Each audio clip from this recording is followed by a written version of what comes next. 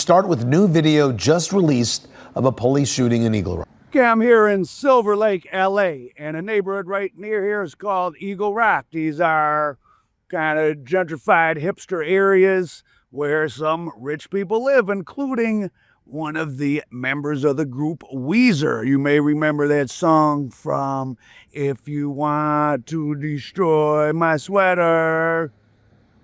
Weezer has sold 35 million albums. That's the same amount 50 Cent or so. So Weezer was a huge group.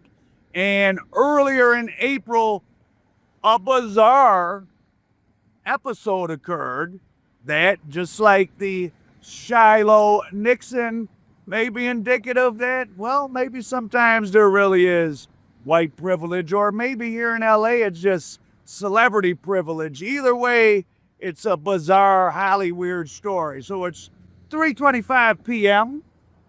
and there's a freeway right near here called the 134, the Glendale Freeway. There's some type of car accident, fender bender. Nobody's hurt, but... Well, Juan and Amy, the shooting happened on April 8th when CHP officers swarmed a neighborhood in Eagle Rock, you'll remember. They were searching for a hit-and-run suspect who ran from a crash on the 134. Now, as one of those suspects was running through yards, security camera video here just released today shows Shriner wearing a Weezer t-shirt and holding a gun in the backyard here of her own home. Well, officers then spot her from a neighboring property. That's when officers say they repeatedly told Shriner to drop the gun. And the LAPD are closing in. So meanwhile, and you might say, what the hell does Weezer have to do with this? Jill Lauren, who is the wife of a member of Weezer, and they live in this neighborhood. She comes outside. She's one of them women. She's got tattoos, and she likes to go to the gun range. And she's a best-selling author, but more on that in a minute. Jill Lauren comes outside with a gun. Shows Shriner wearing a Weezer t-shirt and holding a gun in the backyard here of her own home. Well, officers then... And the LAPD are on the other side of the fence. Now, mind you, she may have seen one of these misdemeanor subjects go through her backyard, but he's not really around. He's not trying to kick in people's doors or anything. He's just a person who's running through backyards. She comes outside with her gun. She aims it towards the LAPD. They tell her, drop the gun, drop the gun, drop the gun. Ma'am, we're trying to help you. Put the gun down. Come on with your hands up. Drop the gun. You're gonna get shot. This remains to be determined, but it seems that she fired a shot at them. Boom, they shoot her.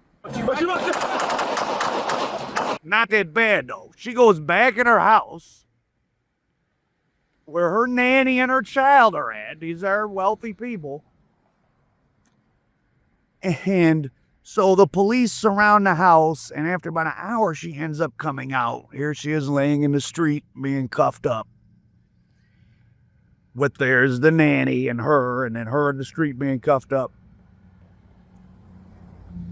And she goes to the hospital, and they do what's called a absentee booking or something. Because she's in the hospital, they book her in on.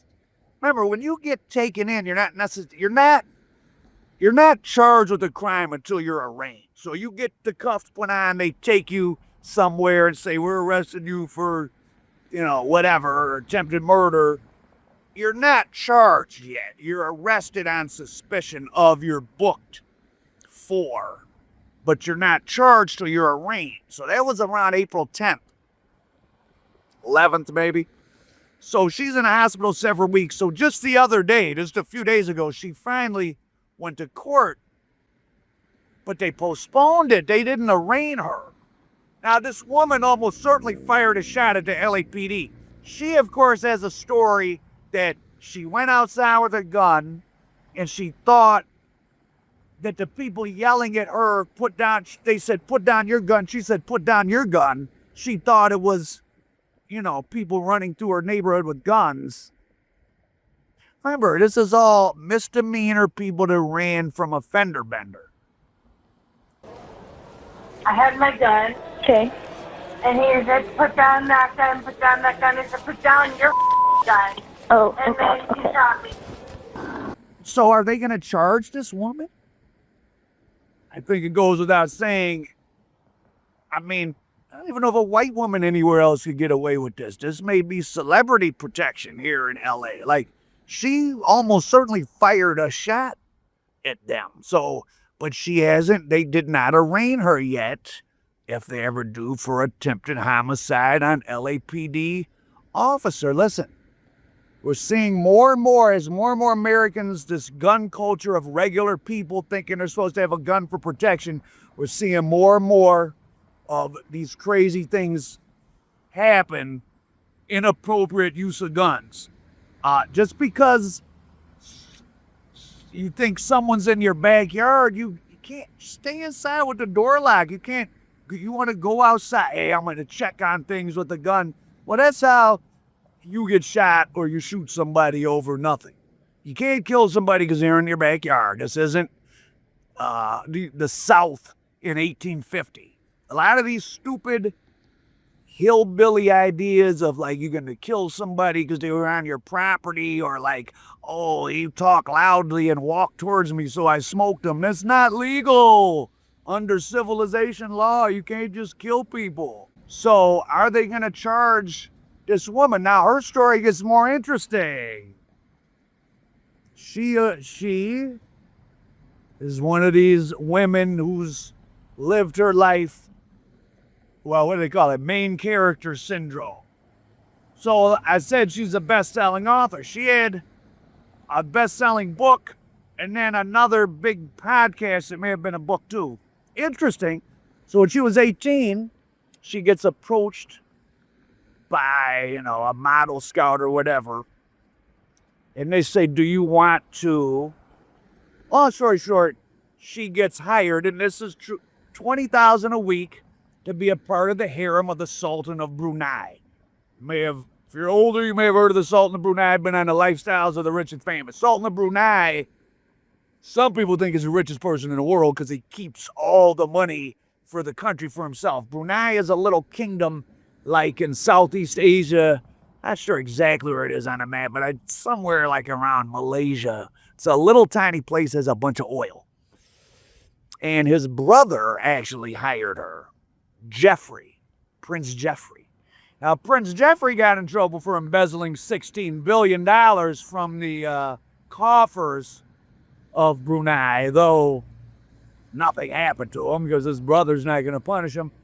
And Jeffrey, you may have heard of, because Jeffrey owns the Dorchester Hotel Group, which includes the Beverly Hills Hotel, which is the Polo Club, a bunch of super high-end hotels around the world. And Brunei was going to, now mind you, these are people that were paying women from America and other countries $20,000 a week to be in their harem. They were going to introduce Sharia law. They're Muslim. They were going to introduce this very strict Sharia law into Brunei, a country full of oil wealth, with a Sultan of Brunei and the Prince Jeffrey, who love to have harems of women, gold-plated palaces, and these are the people that fly in, Rihanna and Justin Bieber and give them $2 million to perform at their birthday party. These are the guys that do that type of stuff. These are people that totally into the Western spending of money in a grandiose, almost sickening manner. So they wanted to introduce Sharia law, and of course, LGBT activities are illegal under Sharia law. So there were huge protests against, and it caused a problem to the Beverly Hills Hilton and other, I think the Dorchester in London. And I'm pretty sure they backed down off of that. So that was Prince Jeffrey actually owned those hotels, and that's who brought the wife of the Weezer guy, Jill Lauren, who shot at the LAPD. That's who paid her $20,000 a week. So after she was there for a few months, her time was up. She got some other parting gifts. She came back to the U.S. She meets, here's her husband from Weezer. Oh, wait, I forgot one of her excuses of why she was in the car with the gun. Her and her husband from Weezer adopted 2 sons who are both of Africa. They're black. So she said she went out Oh, when she found out it was the police, I think she added this thing about, I think she's trying to have a duel. Like, she went outside because she thought there were intruders. But in the instance that she did fire to LAPD, she's going to say she was afraid they were going to shoot her black sons. So that's why she shot at them. So this is classic main character syndrome. And then she also, her most recent work accomplishment, which is what it is,